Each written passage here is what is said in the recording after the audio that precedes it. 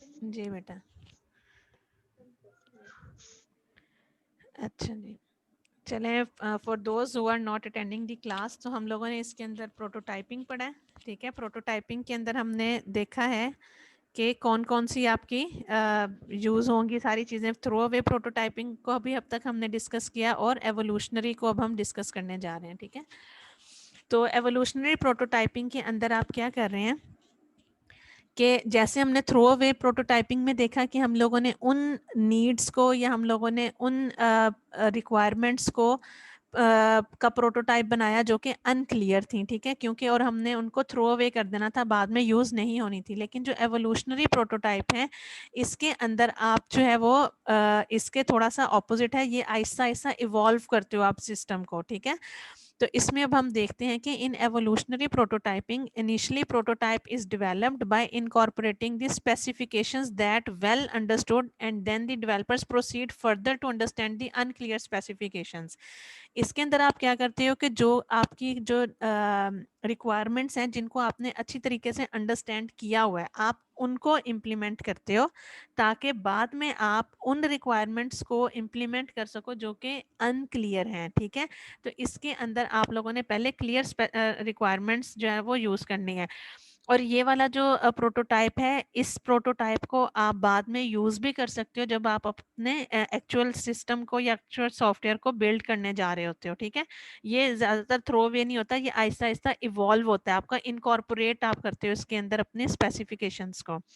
The initially developed prototype is refined to develop the final system. ठीक है, initially developed prototype is refined. ठीक है, आप इसको रिफाइन करते हो इन्हीं रिक्वायरमेंट्स के, और इन्हीं प्रोटोटाइप को आप अपने एक्चुअल सिस्टम में इम्प्लीमेंट करते हो। ठीक है, the prototype is demonstrated to the customer and then the customer suggest modifications which helps in clearing the uncertain specifications. ठीक है, तो आपकी जो स्पेसिफिकेशंस जो आपकी क्लियर नहीं है, ठीक है, आप उनको क्लियर करवाते हो अपने कस्टमर्स के साथ अगर कोई मॉडिफिकेशंस की ज़रूरत होती है। To be more effective from the starting of prototype development the systematic approach is carried out. ठीक है, अच्छा, इसके अंदर हम सिस्टमैटिक अप्रोच क्यों कैरीड आउट करते हैं एवोल्यूशनरी में?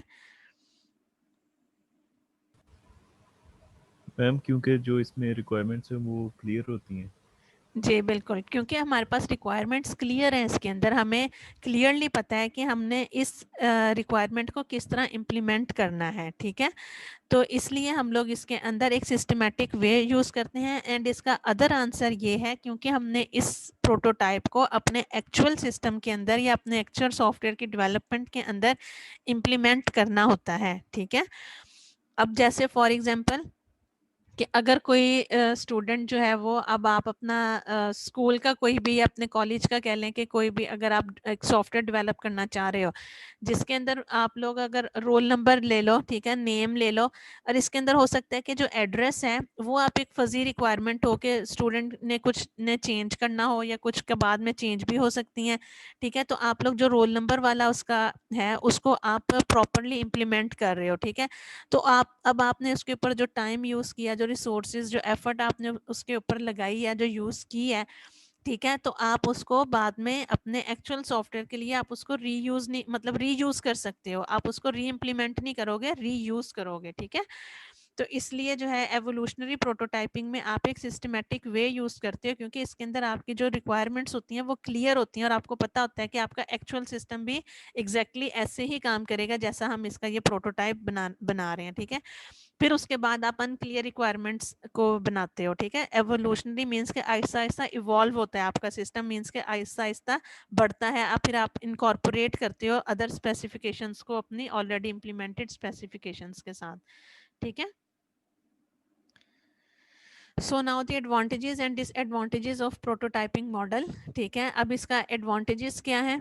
It helps the developer to understand the certain and uncertain requirements of the customer. ठीक है, जो क्लियर रिक्वायरमेंट्स हैं उसका भी पता चल जाता है, जो अनक्लियर या अनसर्टन रिक्वायरमेंट्स हैं उसको भी आप इम्प्लीमेंट कर लेते हो। It helps the customer to easily realise the requirement modifications before final implementation of the system. ठीक है, बजाय ये कि आप अपना उनको फाइनल सिस्टम बना दो, फाइनल अपना सॉफ्टवेयर डेवलप करके दे दो और उसके बाद वो कोई चेंजिंग्स आपको कहें, तो ये हेल्प आउट करता है कि आप इजीली जो है मॉडिफिकेशंस को इसके अंदर इम्प्लीमेंट कर सकते हो। इसके अंदर the efforts required in developing the final system is reduced as final system is implemented after all the specifications are clearly understood and there are fewer chances of final system being incorrect. ठीक है, तो यहाँ पर बहुत less chances होते हैं कि आपका जो फाइनल पे आप सिस्टम बनाओ वो इनकरेक्ट हो, क्योंकि आप साथ साथ प्रोटोटाइप बनाते हो, कस्टमर को दिखाते हो, तो वो उसके सेटिस्फेक्शन के अकॉर्डिंग होता है। तो इस वजह से आप जो हो फाइनल सिस्टम आपका इनकरेक्ट नहीं होता। बहुत लेस चांसेस हैं कि आपका ये, बल्कि मोस्ट ऑफ द केसेस तो आपका इनकरेक्ट होता ही नहीं है। क्यों? और बहुत कम चांसेस हैं कि मींस के अगर कोई कस्टमर आपका ऐसा है कि वो प्रोटोटाइप के बाद भी कहे कि नहीं ये चीज़ इस तरह नहीं थी, फाइनली आपने सही नहीं किया। लेकिन मोस्ट ऑफ द टाइम जो आपके चांसेस होते हैं वो बहुत कम होते हैं कि आपका फाइनल सिस्टम जो है वो इनकरेक्ट हो। The customer does not have to wait for a long to see the working model of the final system. ठीक है, कस्टमर को बहुत ज़्यादा वेट नहीं करना पड़ता, क्योंकि हम लोग प्रोटोटाइप को जो है वो फास्टली इम्प्लीमेंट करते हैं और कस्टमर को जो है वो एक मतलब जल्दी से एक वो व्यू कर सकता है कि हाँ जो मैंने रिक्वायरमेंट्स बताई हैं तो वो मेरा सॉफ्टवेयर ऐसा बनने जा रहा है। तो वो आप उसको टाइम से पहले ही, जैसे एक्चुअल टाइम से पहले ही वो उसको एक थोड़ी सी फीलिंग आ जाती है कि लुक वो देख सकता है अपने सॉफ्टवेयर की कि ये ऐसा मेरा सॉफ्टवेयर डेवलप होने जा रहा है।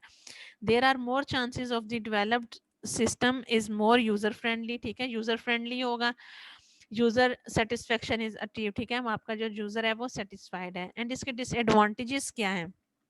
जी क्लास एनीवन, आप लोग बताइए क्या इसके डिसएडवांटेजेस होंगे प्रोटोटाइपिंग मॉडल के? मैम सबसे पहले तो एक्सेसिव डेटा हम कलेक्ट कर रहे हैं, उसे थ्रो आउट कर रहे हैं। ये इसका सबसे जो मेजर डिसएडवांटेज वो यही है कि एक्सेसिव डेटा कलेक्ट होता है। उसके बाद बार बार प्रोटोटाइप हम बनाते हैं, फिर उसको एडिट करते हैं, फिर बनाते हैं, फिर एडिट करते हैं।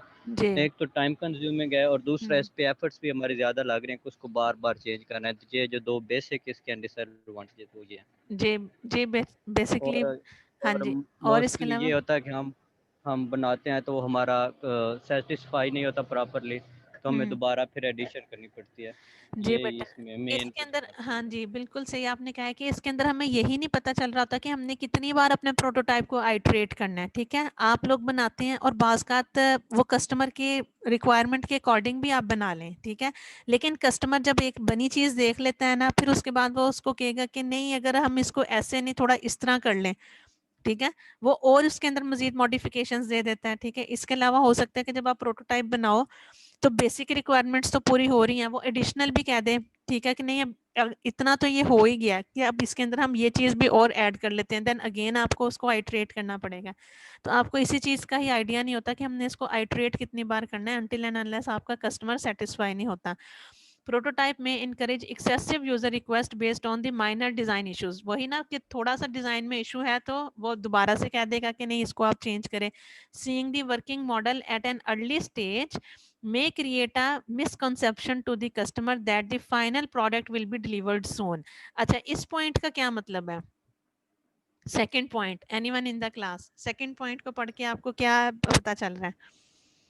मैम के जो है हमारे पास कस्टमर, हमने उसको जब पहला स्टेप ही दिखाया है बना के, तो उसने जी समझा है कि मुझे ये बहुत ही जल्द प्रोडक्ट मिल जाएगी। लेकिन हमारी बार बार है उसमें जो अल्ट्रेशन है उस वजह से वो काफ़ी टाइम कंज्यूमिंग है। लेकिन वो एक्सपेक्ट कर रहा था कि ये प्रोडक्ट जल्दी मेरे पास हाँ बन के आ जाए। बेटा, वो इस वजह से ये एक्सपेक्ट कर रहा था जल्दी बन जाएगी, क्योंकि प्रोटोटाइप में तो आपने डिटेल्ड रिक्वायरमेंट्स ही नहीं दी, वो तो आपने जस्ट फजी रिक्वायरमेंट्स थी या कुछ बेसिक जनरल रिक्वायरमेंट्स थी। तो एक्चुअल सिस्टम को बनाने में आपका टाइम ज़्यादा लगता है। ठीक है, तो प्रोटोटाइप बनाने में आपका टाइम कम लगता है और एक्चुअल बनाने में ज़्यादा टाइम लगता है, क्योंकि उसमें आपने डिटेल्ड रिक्वायरमेंट्स को इम्प्लीमेंट करना होता है और एक सिस्टमेटिक अप्रोच जो है वो चूज़ करनी होती है। तो लेकिन कस्टमर जो है वो ये फील करता है कि जैसे इन्होंने मुझे प्रोटोटाइप बहुत जल्दी बिल्ड करके दे दिया, ऐसे ही मुझे फाइनल प्रोडक्ट भी बहुत जल्दी ही बना के दे देंगे। ठीक है, तो ये एक मिसकंसेप्शन है। So user may never get satisfied as they are getting too much of opportunity to change the specify the changings। ठीक है, वो यही बात होगी कि वो यही कहता है कि भाई मतलब मैं सेटिस्फाई नहीं हूँ, अब इसके अंदर मजीद हम ये भी चेंजेस इनकॉर्पोरेट कर लेते हैं। ठीक है, neither customer nor developers is able to specify the number of iterations. ठीक है, ना तो डेवलपर को पता है ना कस्टमर को पता है कि हमें एक प्रोटोटाइप जो है वो कितनी बार उसको आइटरेट करना पड़ेगा, कितनी हमने इसकी मॉडिफिकेशंस जनरेट करनी है, ठीक है। सो नेक्स्ट जो हमारा मॉडल है that is the rapid application development. Excuse me ma'am.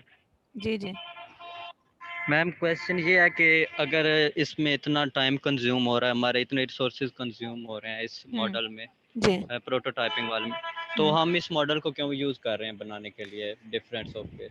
अच्छा बेटा, इस मॉडल को हम इसीलिए ही यूज़ कर रहे हैं, इसमें ये नहीं है कि हमने रिसोर्सेज सारे ज़ाया ही कर दिए हैं। आपकी दो अप्रोचेज हैं, आप थ्रो वे भी यूज़ कर सकते हो, एवोल्यूशनरी भी। अब जैसे जब मैंने आपको एग्जांपल दी ये मेट्रो बसेस की, ठीक है। अब मेट्रो बसेस में अगर आप प्रोटोटाइप उसका नहीं जनरेट करते, आपने जिनसे एग्री लेना है, जिनसे आपने रिसोर्सेज लेने हैं, आप डायरेक्ट ही तो नहीं ना मतलब रोड्स वगैरह उखाड़नी शुरू कर देते कि नहीं भी हम आपको बना के दिखाते हैं कि भी मेट्रो बस इस तरह की बन जाएगी। आपने क्या किया, पहले उसका एक प्रोटोटाइप जनरेट किया, ठीक है। फिर उसके बाद आप लोगों ने ये जितने भी जो सिविल इंजीनियर्स वाले थे, फिर आपने उनको अपने डिपार्टमेंट में, उनको कंसर्न डिपार्टमेंट में चेक करवाया कि भाई जो हम बनाने जा रहे हैं उसका फ़ायदा ये होगा, ठीक है, कि ये इनके और ये इसके नुकसान होंगे, ठीक है। तो प्रोटोटाइप इसलिए बेटा बेसिकली बनाया जाता है ताकि आप before implementing the actual system उसको बता सको कस्टमर को कि एक इससे लुक बनेगी, ठीक है, जिसको अगर हम इम्प्लीमेंट करेंगे तो इसके ये फ़ायदे हैं, ठीक है। तो before going to actual implementation आप उसका एक जनरल रिक्वायरमेंट्स का छोटा सा प्रोटोटाइप बना लेते हो ताकि उसके अंदर ज़्यादा आपका टाइम वगैरह वेस्ट ना हो और इससे जो कस्टमर्स हैं वो भी सेटिस्फाई हो जाते हैं कि ठीक है